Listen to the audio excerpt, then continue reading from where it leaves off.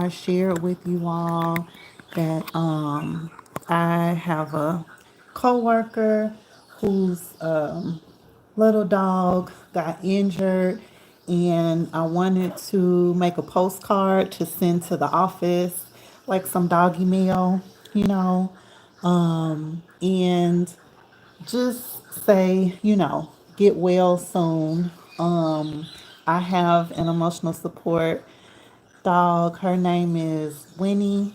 She's a mini schnauzer. And so my coworker's dog, I believe, is a Yorkie. And so I was like, well, I want to make these postcards. And in the description of this video, I put in there, sharing the process for how I make these postcards. But really, a lot of this is a lot of my videos related to my process are memory work so that I remember what process and steps I did. And so just to kind of share where I'm at right now, I have done a number of these like studies where I'm like getting the shape down, and this is going to end up being like one of the final sketches of a sketch. So what I usually do is I started with a picture of my friends, of my coworkers, little doggy, right? And then I did a number of sketches. And so then I stopped looking at the picture and just looked at the sketches of the picture, and that is what I've, continued to kind of imagine the shape and how I want to do the hair and everything, and then also the colors. And so I did not, for whatever reason, pull everything out. But this is another, let's see.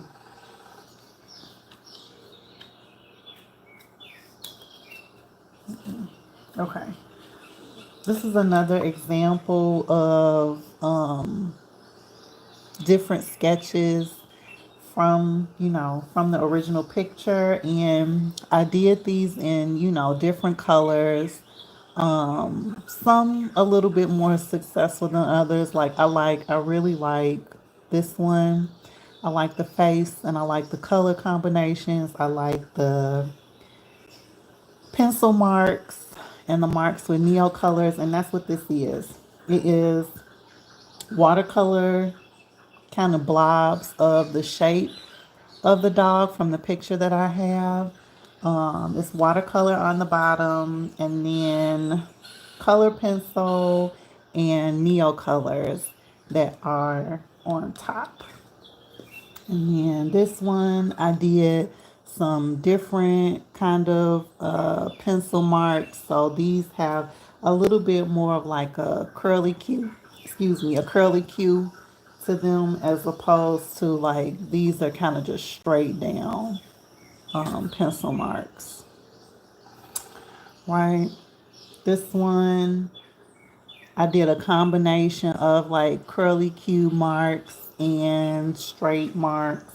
I don't like the colors that I chose for this one, but I like the combination of the marks.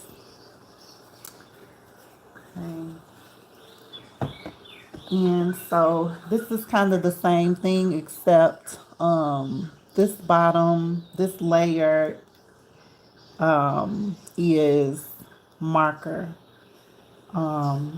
This one is titanium, unbleached titanium and Liquitex, and then this one is the burnished copper, like a copper color, and one of the Molotov really big chunky markers. And then this one down here is watercolor. And as you can see, like I'm playing with color here, color variation, trying to decide like, am I gonna do colors that are relatively close to, you know, his actual fur color, or am I gonna be, be a little bit more imaginative and do something that is choose colors that are more imaginative, right? And I'm still thinking about that, and I guess I'm actually not. I guess I've decided that at least for the base colors right now, I'm gonna stick with relatively neutral. So like this is the unbleached titanium marker again, but then this is Venetian Red by Daniel Smith on the bottom. And so I started the same. I started the postcards the same way. Um, I bought, you can get packs of postcards at at the art store. So I have two different kinds. I have the Strathmore mixed media postcards. There are 15 in here. These are 300 GSM, 184 pounds. And then these are the Artistro watercolor postcards. There are 30 in here. And these are 300 GSM as well. Um, the Even though the pounds that they say on here are different, it's still, they both say 300 GSM, which is really interesting. Even when thinking about which one would be better for the watercolor, would it be this one that's 140 pounds, or would it be the mixed media one that's 184, right? Anyway, that's an experiment that I am not gonna do. Not today. But this is the mixed media postcard, and it is relatively smooth. And then I apologize if you can't see the texture, but the watercolor one has more texture. Ooh, I don't know if y'all can actually see that. The watercolor one has more texture, right?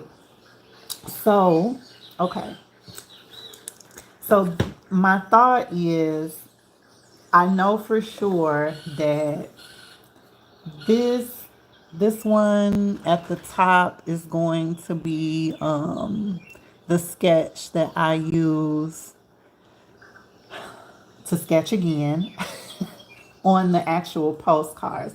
Like I'm not gonna look at the picture anymore. I'm just gonna look at my sketches. So it's this one, and then this one are the examples that I'll use as my references. So when I finally come on to like sit down and actually finish these postcards, like I'll have both of these up, and then I will choose colors, also choose which marks I'm going to use based on these two sketches, because the marks on both of these are different. um so yeah, that is my plan. um I'm hoping to finish this. I have to go out of town next week. I would really like to put these in the mail, either while I'm on the road or right before I leave, so that I get it done. Like I've been saying that I'm gonna do this. I think it's been 3 weeks now, and I've just been like doing different sketches, trying to get the shape, kind of correct. And I'm gonna these two unbleached titanium examples, or samples, I'm going to probably do in the same colors, like here, that I have here. Um, but just have, I'll do them at the same time, and just have two so that I can, pick which one is better. And then these two are the Venetian Red. I didn't do like an initial test of this particular color, but as I was pulling out the postcards, I was like, oh my God, I didn't even try my favorite. This Venetian Red is my favorite color. Like I didn't even try Venetian Red as a background, as a base. So let me try it, and then I wanted to, like I said, also see what the watercolor postcard difference would be. Um, yeah, between watercolor and then mixed media. So that is where I'm at in this project. When I come back on, I'm not sure yet if I'm gonna record myself actually doing this, or if I'm going to come on after, I will probably record myself doing these. Um, because like I said, I want to get them done. It's this is my first time putting together a actual postcard. It has been something that I've been thinking about for the past 6 months. Like I have so many ideas for postcards, but like this is the thing, my coworkers, a little dog, getting injured is what pushed me, to like go ahead and make the postcard, because I'm like, I know what it's like to be worried about, my little doggy, and then this one got injured, so I'm like, let me try to send them something sweet, something nice to let them know, um, you know, to let them know that we care about them and we're so sorry that the little doggy got injured. So it's gonna be like a get well soon postcard for my coworker. Again, because her little dog got injured. He has a little dog boot on, a little cast. And that made me feel sad. So I'm like, let me send them a get well soon postcard. So that is what's happening. Um,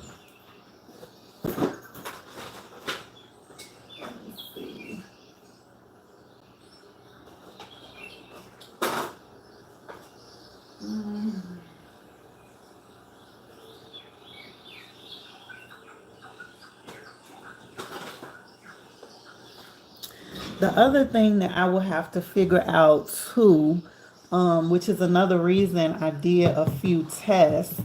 When you, I, and I, I've done quite a bit of research on this aspect of the process. You have to seal the image, once you finish it, I need to seal it since I'm going to put it actually in the mail. So I have Liquitex clear gesso. I have some Blick matte medium. Let's see, I have Mont Mart gel medium gloss. I also have Mod Podge as well. So between these four things, I also have a fixative. Because I will be using Neo colors on here. So I also have a spray fixative.